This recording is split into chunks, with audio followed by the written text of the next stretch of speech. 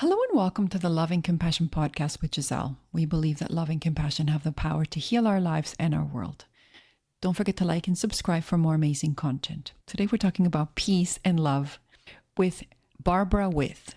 She is an international peace activist, award-winning author, publisher, psychic channel, and composer and performer, and co-founder of Conflict Revolution. World peace, one person at a time, starting with self. Love, a revolutionary way to resolve conflicts of the psyche as a pathway to world peace based on her work channeling the angels and Albert Einstein. She has authored 6 nonfiction books on metaphysics, including Imagining Einstein, essays on M theory, world peace, and the science of compassion. Barbara teaches and trains conflict revolution in the classroom and on Zoom and is currently on a world peace tour, calling out for the participation of the willing for a worldwide nonviolent action to end the age of war, starting with the self. Please join me in welcoming Barbara. Hi, Barbara. Oh, hi. Thank you so much for having me. Good to see you again. Thank you so much for being on the show. It's such an important time talking about conflict and talking about division and peace. I was wondering if you could get started by telling the audience how you actually came to do this work. In the nutshell, I started out actually on a path of music. I started writing music when I was 12, and I went on the road and rock and roll when I was 17 for 20 years. And that was really my focus. But alongside, these things kept happening. For example, I had a friend whose mother was a channel. And this is back in 1970, so we didn't call her a channel. But he said, come and see what my mom does. And so she said that she was an antenna. She would light a candle. She had this beautiful picture of Jesus, and she didn't remember anything she said. And while some of it was predictive, so much of it, looking back now, I would say is about self-love. How to love myself. I came from a very traumatized background, and so I saw her for probably 10 years. And when I was automatic writing spontaneously one day, writing a letter to my friend, telling her how bad it was that she made judgments. And suddenly this beautiful information was coming through my hands that I had not anticipated to say. And because I have my work with Eunice, I knew what it was, but I was still very surprised. And when I asked, who are you? They said, we are sound. So because I had been working with music for so long, I thought, great, sound. And that's how I became a channel. In 1990, I wanted to do groups and see what this voice of this antenna had to say to groups of people. And long story short, 2 women in particular were sent to me by God, Teresa and Kim. And they came for readings, and they were like no one I had ever read for. They were very, what does this mean? And what does this mean? And what does this mean? And they'd follow me around to my gigs. And finally, it was like, here's the group. So we started organizing groups in our living room. We taped them and transcribed them. And when they asked, who are you? The answer was, you can call us angels. And these angels said they had this theory. If humans would resolve conflict in this way that they were theorizing, the byproduct would be world peace. And of course, with world peace, it's the radiation out of inner peace, family peace, community peace, onto world peace. And they needed some humans to test their theory on actual conflict. And apparently, Teresa and Kim and I, we dubbed ourselves the psychic sorority, were the ones. And sure enough, with our first conflict, we were scrambling around for a while in the old way. And they said, well, wait a minute, let's get the transcript. And we read it. And the line was, if you're involved emotionally in a conflict, the root of your part is within you. And that was the very germination seed of what then became Conflict Revolution. Because in that moment of us sitting at the table and me telling Kim and Kim telling me, and we kind of stopped and went, wow, that's revolutionary. Mm-hmm. And so I was able to come back to the table and say, wait a minute, here's what I can do better. And Kim was able to do that. And because of that slight shift, it was huge, but we're not talking about peace talks in Iran or whatever. Yeah. We each experienced such a monumental change in how the world was relating to us.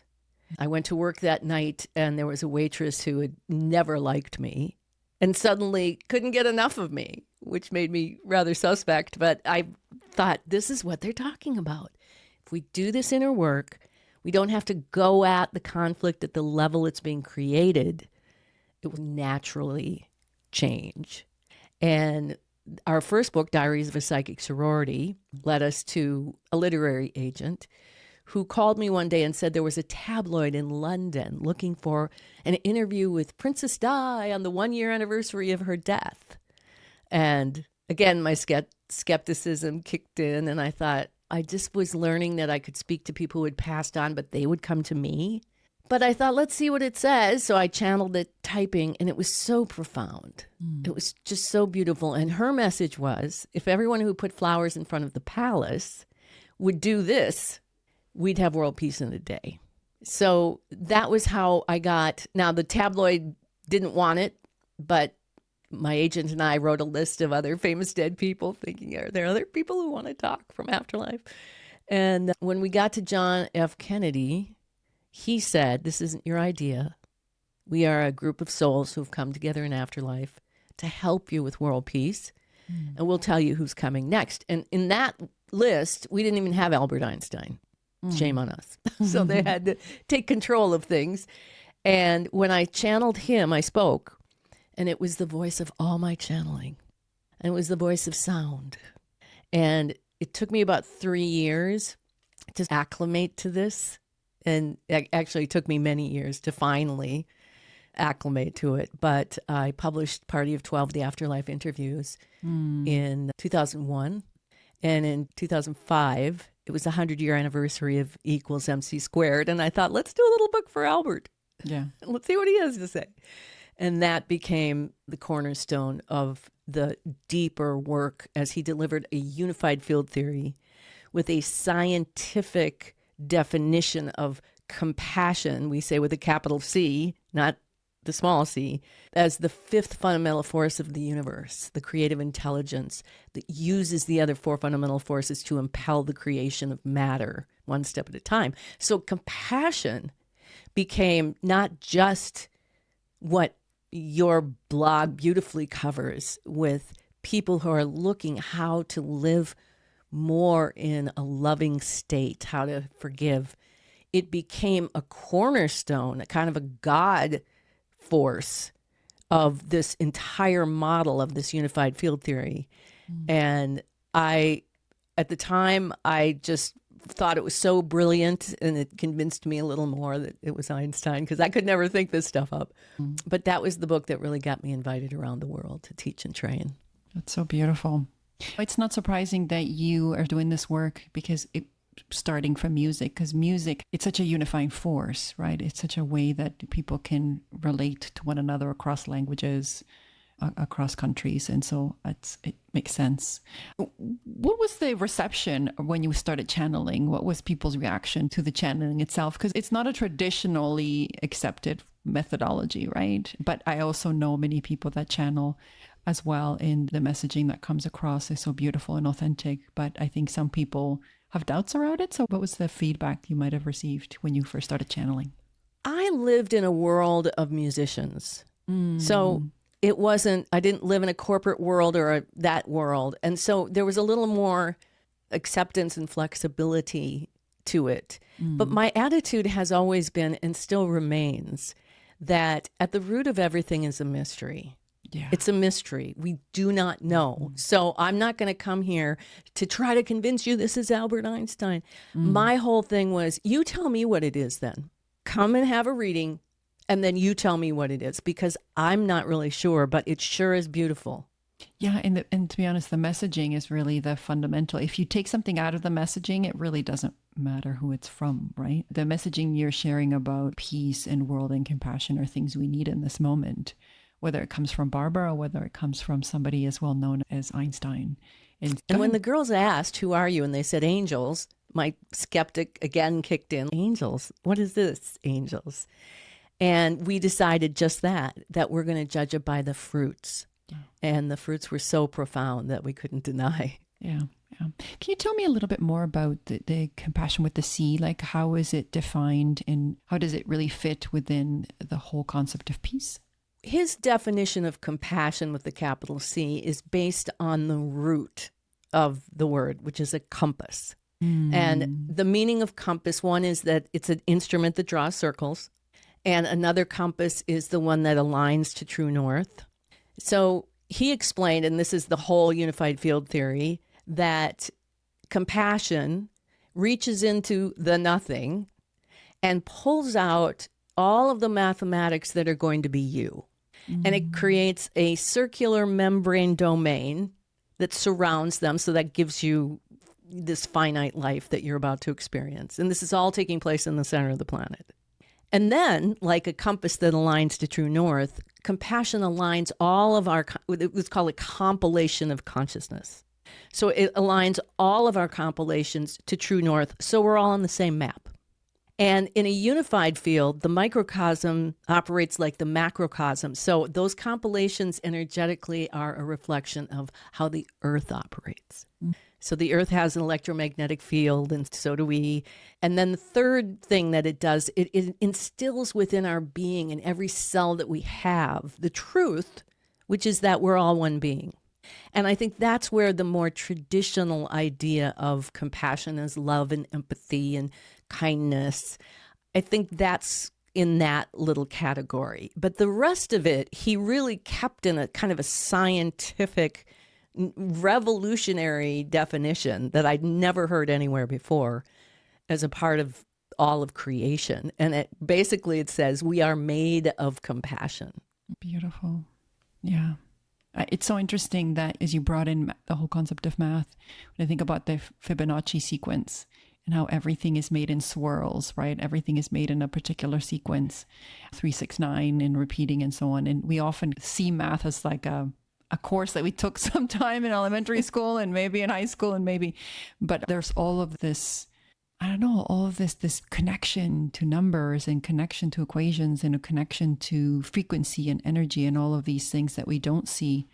And I love what you said before. We think we have it all figured out because we think we have this knowledge base of what we think are hard facts. But the truth of the matter is there's so much we don't know. There's so much that's a mystery. Like 99% of it is empty space.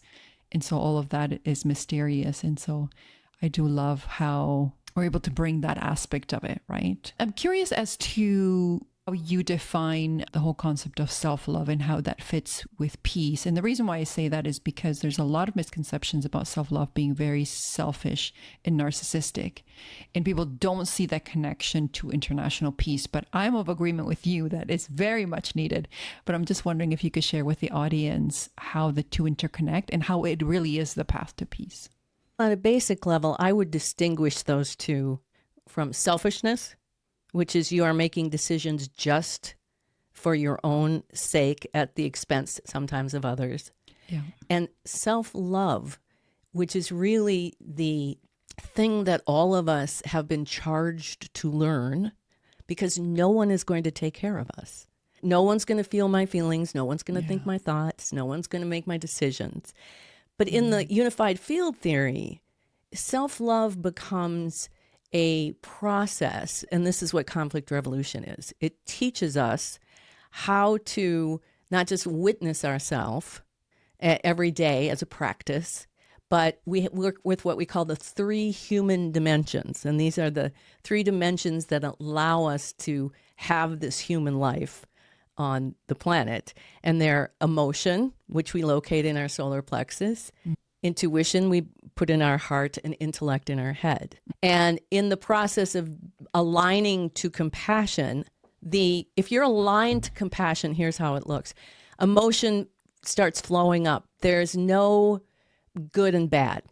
It's all the fuel of what's going to create reality for us. Again, a bigger definition of emotion with a capital E. So at the root of the lamp and the computer, there is emotion. with a capital E. But there's also within that, of course, all of our feelings. But if we're aligned to compassion, emotion is flowing up through us and it's activating intuition, which is always impelling us to take the next step for the good of the whole situation. And intuition knows that. God knows what is. Intellect doesn't, but the heart, and we define it as a small impelling, could be a statement, could be a body urge, telling us to take the next most advantageous step for the good of the whole situation. And this is how we're meant to operate. But then it flows into the third, into the intellect.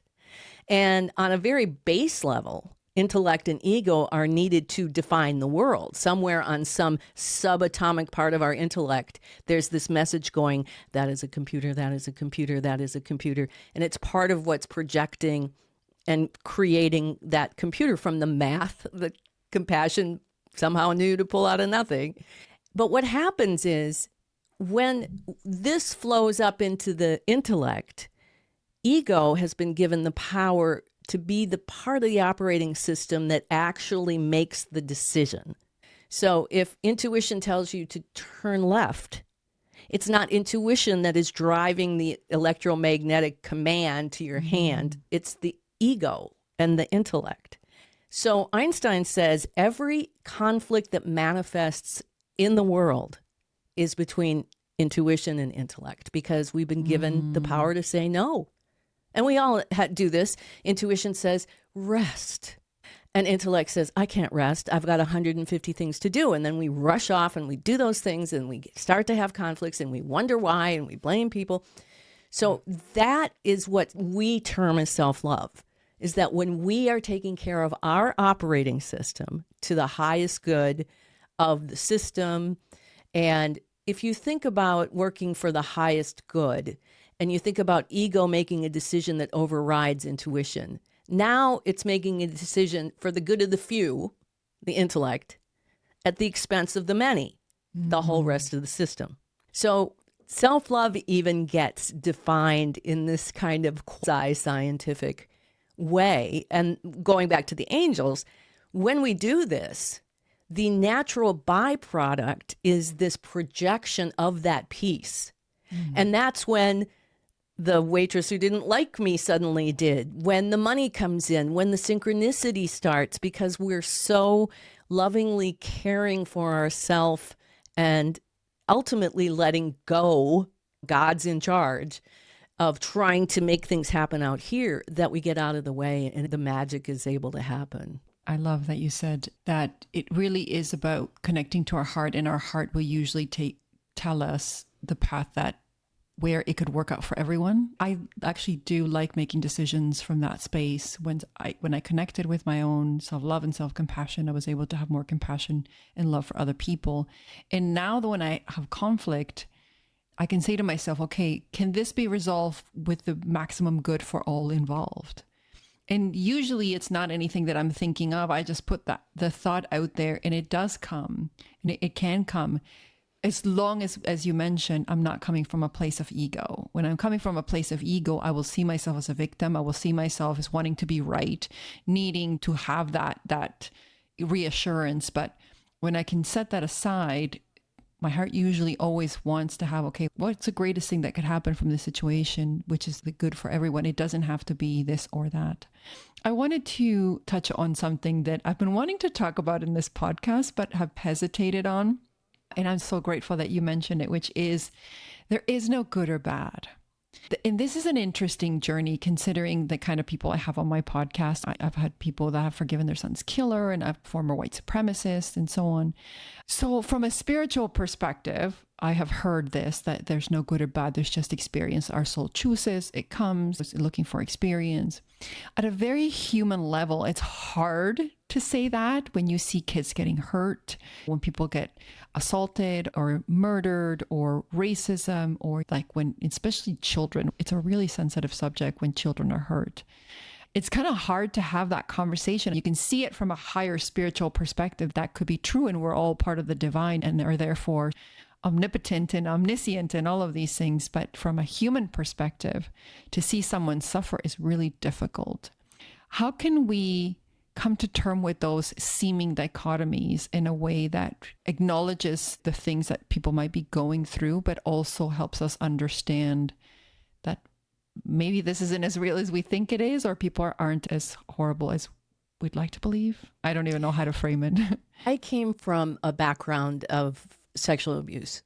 So I come from that. And I think there's two things. One is that I think spiritually, we are here to unify the field. We're here to, it's like Jesus, the Son of God, the Son of Man. So we have two stories. One is the horrible things that my father did to me as a child, which were very true and did inflict tremendous trauma upon me and suffering that took me a long time. And the other is the spiritual belief system you may have about this bigger picture about eternal life. And I've just been doing a series of channeling sessions with a man who was just murdered not too long ago. And he was explaining that, and the same with me and my father, is that before you come into this life, you have a covenant. And some of that covenant is based on your own, say, karma, for lack of a better word. Because when we have these compilations of consciousness in life, talking about math, and we make decisions, which we've given free will, if P, then Q. If I choose to lash out at you, then this series of things will take place. If I choose to forgive you and love you, then this, and all of that gets compiled in your compilation so that when you die, you make something of a covenant as well. That, okay, and this is why the Buddhists want us all to detach before we die, because what we're ever attached to in life carries on, and then we have to go again to work through those attachments. And he really stressed, this young man who had been murdered, that you really have to have the whole picture. And that within human life, you don't just go, oh, those children just chose to be abused in their souls. We're here to apply compassion to the actual human experience we're having. And as the angels used to say, we're going to ask you mothers to detach from your children. We know that you can't, but we're still going to ask you to do it. So our job is to detach from this reality as being the primary reality, this human physical form, and expand into a greater consciousness. And in this way, intuition then can lead us to be in those places where there's trauma, to be in those places where there's the need for compassion, showing up as a light of compassion, much like Jesus did, and then being guided to how do we help better everything. And in that way, it doesn't deny the truth. Now, with my father, for example, I came to, in my life before he passed, I came to this incredible release of him. He didn't let him back in my life, but I found that forgiveness, and I found that I put him out on the far circle, is what I said. Hi, Dad, I'll see you in afterlife, because if you can't take responsibility. And yet, before we came in, I think we had a covenant where I said, will you help me be this amazing voice? And his abuse triggered the dissociation, which triggered me exploring that world. So I never say those things lightly, though. You just can't. Yeah. And that's fair. And I really appreciate that, because I think there's room to both honor the suffering that we experience as human beings from our humanness, but also acknowledging that there's a bigger picture that we're, again, going back to that whole, the unknown, that we may not fully know, that we may not fully understand. And at some point in my life, I did ask myself, are our enemies our best friends, because they're forcing us to step into our power, to really understand how much we love ourselves, to act as the mirror for us. And that goes to what you had said earlier about each of you, when you were talking about your conflict, the three of you, and you were mentioning, how am I responsible for the part that I'm bringing? And that kind of created change. That has also been my experience in my life, that when I'm having conflict with someone and I'm having an emotional reaction, it really is me that it's being mirrored back. And I'm like, okay, where do I need to change? It's not an easy thing to do. I think the ego always wants to go to, I'm a victim. It's their fault. When are they going to change? But when you are willing to shift your energy, I have found that people shift as well, which is really cool and interesting. But like you said, difficult. Yeah.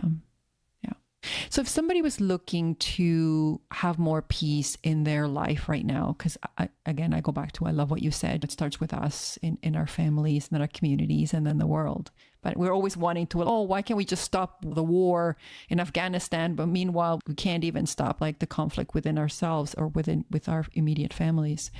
What's a starting point for someone who wants to experience greater peace within themselves and within their family unit? Well, let me give you Conflict Revolution 101. So it's a practice that we do every day. And I say there's 4 essential components to this. The 3 human dimensions: emotion, solar plexus, intuition, heart, intellect. And then there's the witness who is watching those things. So I always got so infuriated when people would say, turn inward. It's like, okay, but what? What am I looking at? My organs? What are we looking at? So what we're looking at is how these 3 dimensions operate, because we all have a operating system, and most of that system is in conflict. We're not feeling all of our feelings. We're not listening to our intuition. And then the emotion that we do feel, like you're saying, you get into conflict, it moves up into our intellect, and we immediately start to define it as that person out there is just so disrespectful. And so there's 2 operative things. One is that we want to feel all emotion, not just the good ones, not suppress the bad ones. There are none. And to do that, it has nothing to do with thinking. It has to do with breath and body. So we teach people how to, when an emotion comes up, anger, depression, sadness, to use the breath in present moment to move it. And if you need some sort of buffer to your intellect, I used to have an affirmation that said, I don't need to know why I'm this mad. I need to just feel and breathe. And then feel and breathe. And as you release it, it's always a wave.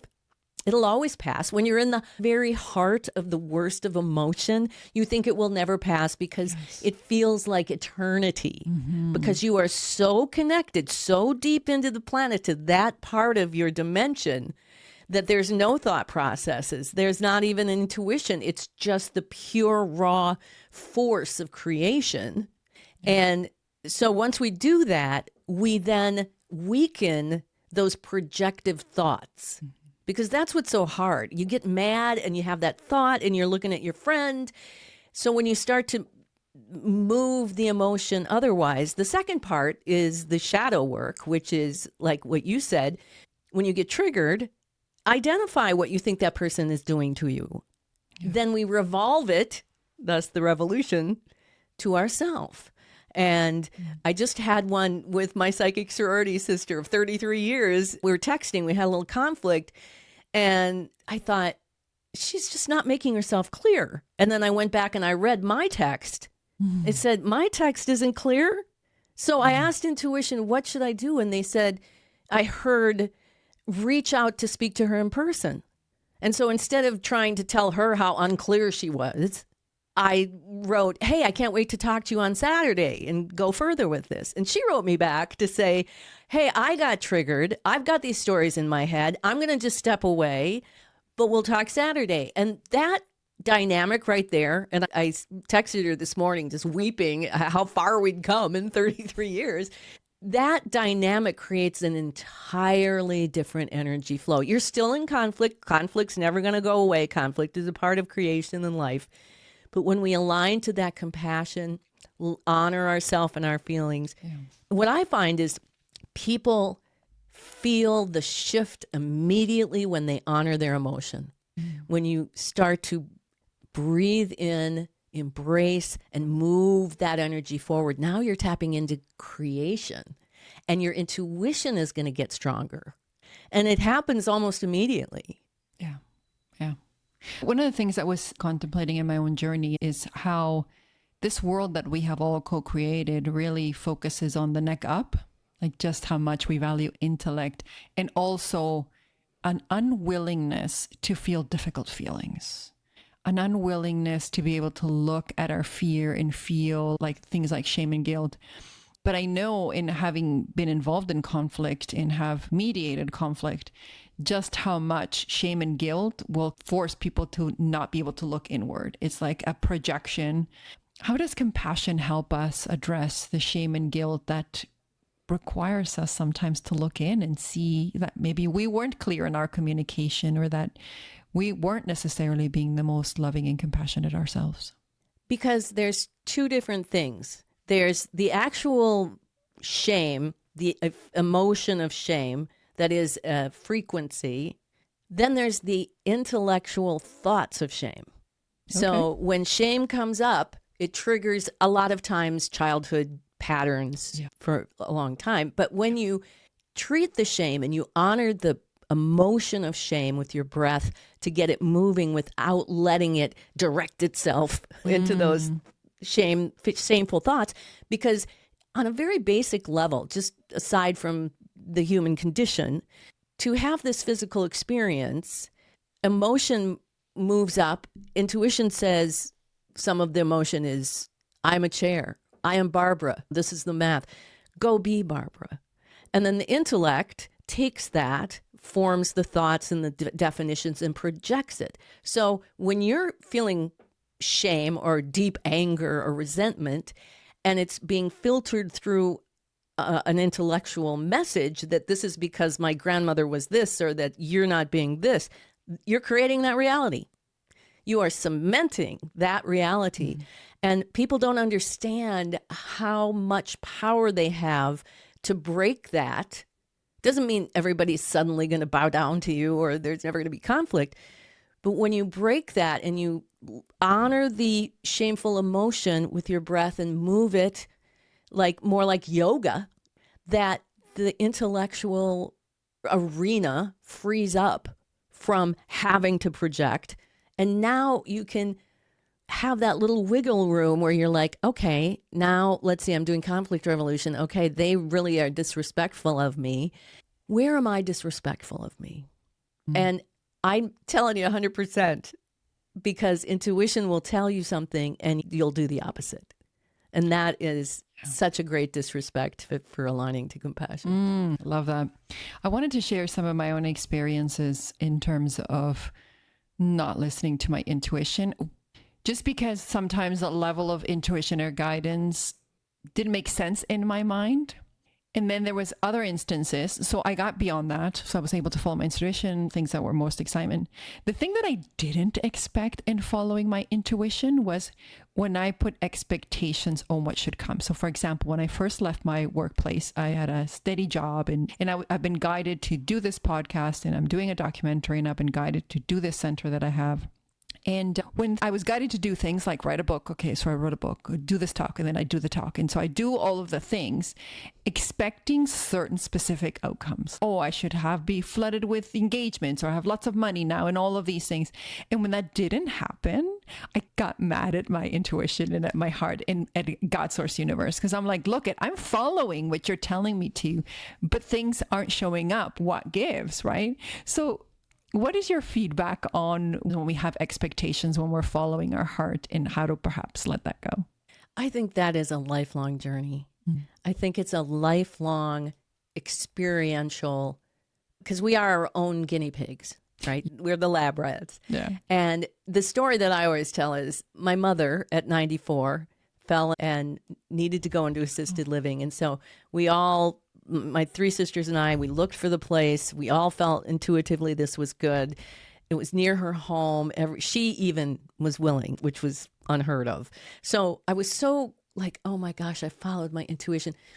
And about the second month in, she called me and said, hey, I looked at this newsletter from the place, and they said there's a chance that we might all be evicted in July. And I was like, what? And it turned out they didn't tell us that they were the interim company that had been hired by HUD because the original owners of this place had just walked away. They didn't tell us Oh, when we signed the lease. weird. And Yeah. so Yeah. those questions were like, what in the world? I am this evolved being who follow my intuition. Yeah. It's like, okay, whatever. So they end up getting a lot of upgrades, and come July, my mother's showing them the new social worker and the new nurse, and it's like, oh, we've done it. And then she fell out of bed and broke her femur, and she couldn't be there.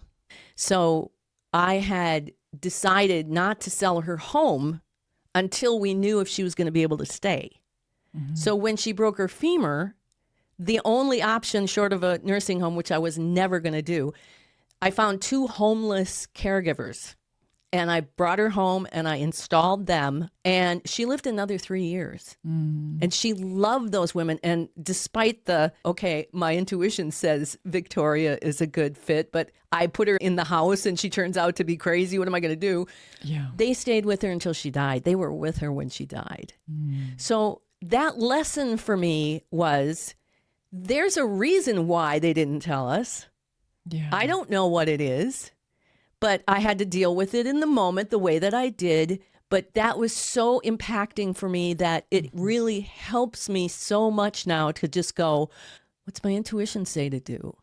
And then I hear it, and then I do it without a lot of that. Wait a minute, I'm supposed to, I have to. It's like, no, just do it, because you can't see that long run. Yeah. And this trust that I have in my intuition is what keeps me safe. Yeah, but it's so funny because we are not taught that, right? We're taught to look for external sources of safety and look for external information and validation and leadership. And so because that isn't fostered to us in the school system, sometimes with specific parents, it's like having to unlearn a lot of those messages so that we can then be in touch with ourselves. And I will say that when I look back upon any of those experiences that I've had, my life is way better than having followed my intuition. And it was way better than I thought it would be.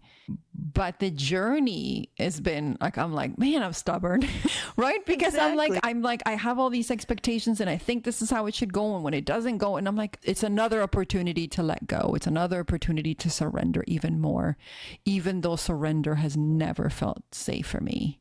Right? Because of lots of childhood trauma. And so it's a process of baby stepping it to surrender. But it feels so good when you can surrender, and when life demonstrates to you that you are in fact are safe. And those intricate, intimate baby steps of learning, okay, wait, I can trust my intuition. And then there's all this fear. And then there's the fearful thoughts. So it's breathe away the fear. You can adjust the thoughts, and step by step, we become these new creatures of this new earth. Yeah. What do you think the new earth will look like, since you mentioned the new earth? I think this is my theory, because people are like, does Einstein think that the worlds are going to split and there'll be this one? I think they already do. Because what I've found is that the more that I have self-loved, the more that I've aligned to compassion, and the more I do my conflict revolution, when I get my aha moment, like when I see where I'm disrespecting myself, and we call it hanging and dang, because it's like you're watching and suddenly you see yourself doing that thing and you're like, dang, it's me. Yeah. And then you make the decision to make a different decision. That is the most powerful transformation. I can tell you all day long all these theories, but until you do this, and when I get that, then the people around me either rise to the occasion as a reflection, they're inspired and they're meant to, or they disappear. Yeah. Yeah. And I think right now what I'm finding in my life, because I have never been happier or more at peace in what I think is probably the craziest planet this has maybe ever existed. Time, yeah. But I'm not, because my safety and my self-love and my validation all come from the voice of God within me. All of that, I made this covenant to be here at this time, to make this change, to be the change, so that when I walk out into the world, people turn their heads and they're like, wow, you're glowing. Wow, you're exuding. It's like, that's the point. I'm living my life. I'm taking care of myself. And in the process, I'm exuding. And the people who really are, and I do think there are people who are evil in the sense that their intellects are so just clenched down into this is how it has to be and for the good of me. There's really people like that in the world, and they do have an effect. But when I come up against them, they don't shake my core. That's going to be their karma, not mine. And my exuding of compassion, that, like you said, love and compassion are the most powerful forces of the universe. It pushes them away or it changes them. And I'm so excited. Can I say how much I love the dang? Because like, at least in my history, my natural inclination would have been to be mad at myself for making a mistake. I'd be like, oh my God, in the words of Taylor Swift, it's me, I'm the problem, it's me. But sometimes realizing that, especially when you are doing the work of love and compassion, right? You're like, sometimes your brain is more likely to say, oh my God, you're a fraud, I can't believe it. But just like, I love the dang, oh man, oops, I guess I didn't do that right. How can I change? I love the language. It softens it to the point where you're able to say, you know what? I'm doing the best, and I'm always keeping my eye on how can I be more loving and compassionate. And sometimes I just don't have it. Dang, maybe this next moment I will do a better job. And so I think that enables us to soften. And the more that, in my experience, the more that I am kind and loving to myself, the more that I actually am way more tolerant. I don't need people to change or to be different because they're not giving me anything. I'm getting everything from myself. And that doesn't mean I don't love people or they don't love me. And that's wonderful. But the essence of my peace, of my love and all of that is from within. So I don't need people to behave in a specific way so that they can give me something. What you just said is so huge. And while we're going through it, it feels like all those things. It feels like, oh my gosh, I can't believe how I've just not listened or didn't this. But we don't take into any account in that moment. Look at us making the effort to be self-conscious, as we say, conscious of ourselves. Huge. Yeah. It's so interesting. Like, I will say now to myself, I'm so proud of you. Like when I overcome something really difficult or when I try to do better, even if I mess up, I'm so proud of you. And these are only things that I heard when I was like financially or educationally successful. Right. But now I say them to myself, even for minor things, when I'm like, you know what, we overcame that, or we tripped over that rock, but we remembered and we're better this time, or we treated that person with a lot of love and compassion, or we made a different choice this time, or whatever. Even if I take 3 steps back and 1 step forward, I'm still proud of myself for taking that step forward and from learning from those steps back, because last time it was 5 steps back, right? And so it's the ability to say to myself, I'm proud of you. I believe in you. You're worthy. It's just so powerful. And we have that within us, right? Isn't that so fascinating? But we don't. When you talked about evil people, I think, again, those people are so disconnected from their own hearts, because when you connect to your heart, there's no way that you can't see the beauty and the humanity in someone else. There's no way that you can't relate to their stories and to their suffering and to their humanness.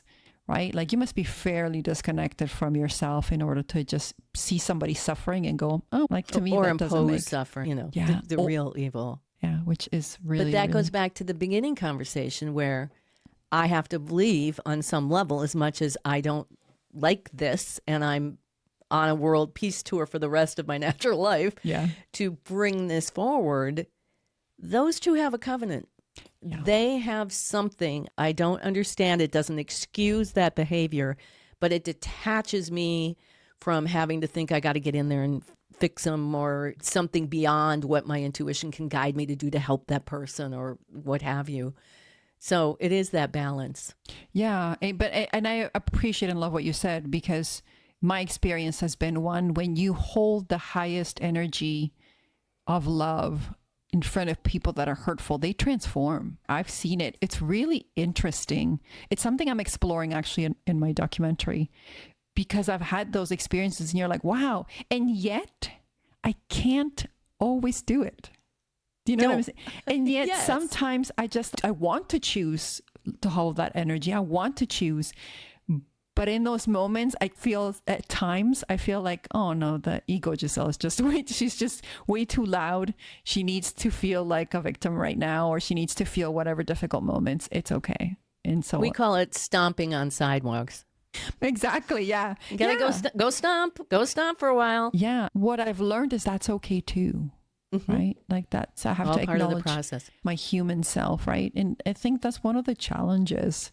We think that we have to be perfect at being loving and compassionate. We have to be the Dalai Lama or these people that are spiritual people. And you're like, I'm stomping the sidewalk today. I'm not being the Dalai Lama today. I'm just being my human self. But in the next moment, I can choose more love and more compassion, right? And Princess Di said something too that struck me so much in that first interview, was that she was making this case about we have to stop elevating famous people. We have to stop looking outside ourselves like, oh, Deepak Chopra, he's the whatever, or this and that, because we're all stars in heaven. Yeah. And so I think that's a big lesson for us all. Thank you for mentioning that, because that's one of the things that I read a recent report from the Muhammad Ali Center, and they did a report on compassion, and they were talking about how people don't want to learn from celebrities and gurus and stuff, like, because it's all fake. They don't know who to trust. And so they just want to learn it from regular people. They want to see other people and how they're fumbling through being more loving and more compassionate, and how they're trying to, because they also they want that authenticity, that real voice, right? But it's true. It's like we've had that for a long time, that guruism where we kept putting people up in pedestals when, like you said, we're all part of the divine, right? We all have And any time that we take somebody and put them on this pedestal and think that they're the one, that imbalance right there, because they're not. And I would say to anyone, don't do anything that whoever is teaching you isn't doing themselves. Otherwise, and that's always been my philosophy. And I don't know if it's why I'm not a rock star, except that intuition, again, thank God, what a terrible business that turned out to be. Yeah. But to find the people who actually, I had this woman at work, I used to work at a nonprofit, and she taught time management. She could not manage her time out of a paper bag. So always look for that. And I'm a big proponent of self-teaching. Yeah. Yeah. I like people and follow people that say, and this is something that I do myself, which is the power is within you. Okay, follow somebody's path, follow different people's guidance or whatever, if that helps you. But ultimately, everything we need is, like Neville Goddard says, each of us has a seed within us. And that seed knows everything that you need to do. All you have to do is water it, right? So everything comes from within us. We're just not quiet enough. So we follow all these different people and follow their paths, but their paths aren't ever going to get you to where you need to get to. You have to follow your guidance from within. It knows the way, right? And so if you're following a program, but it helps you go inward, amen. Right. Beautiful. If it's a path where you got to follow their path and that's the way, that's not for me. So for me, it's more like, okay, are you teaching me to go inward? Are you telling me to really go and follow my heart, my intuition, my guidance? Then that to me is that's everything. There's different people, different ways you can get there. And that's, like you said, the beauty of the experience. I can try different things and I can use people for support and whatever. Otherwise we would have come here in this world by ourselves. So obviously we're meant to support one another and uplift one another.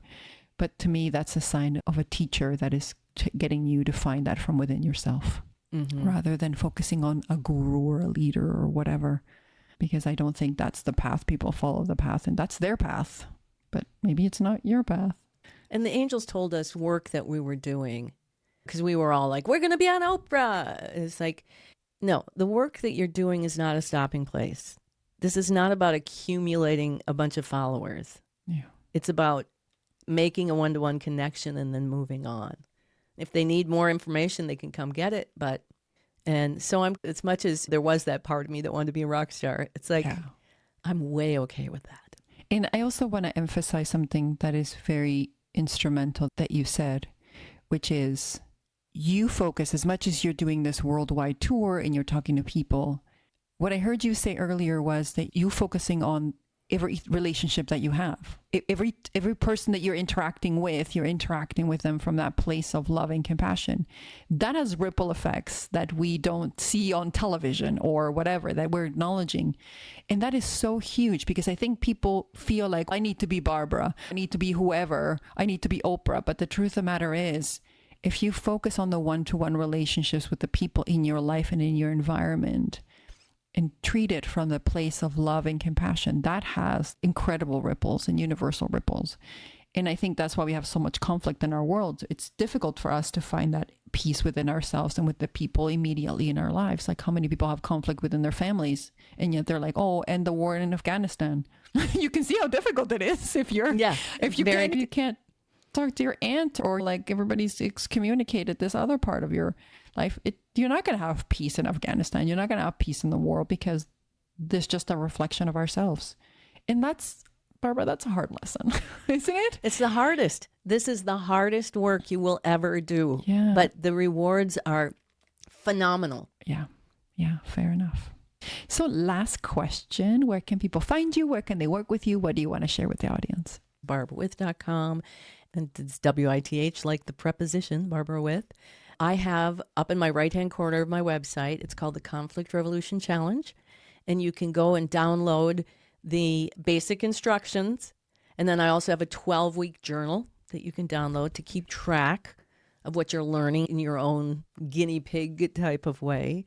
And if someone would like to have a reading, use the coupon code Einstein, and you can get 40% off of an hour reading, and they pack a punch. And my website leads to my music website also, which is BarbaraWith.com, and my other publishing company, Synergy Alliance, where we published our first book. And there's so much. It's just so deep and so rich that you can learn a lot just going through the website. But reach out through the website and the contact and ask a question. Thank you so much, Barbara, for sharing your wisdom and all your knowingness about love and compassion. We had a great conversation around how we can take steps in helping the world become a little bit more peaceful. And thank you to everyone who joined for another episode of Love and Compassion Podcast with Giselle. See you soon.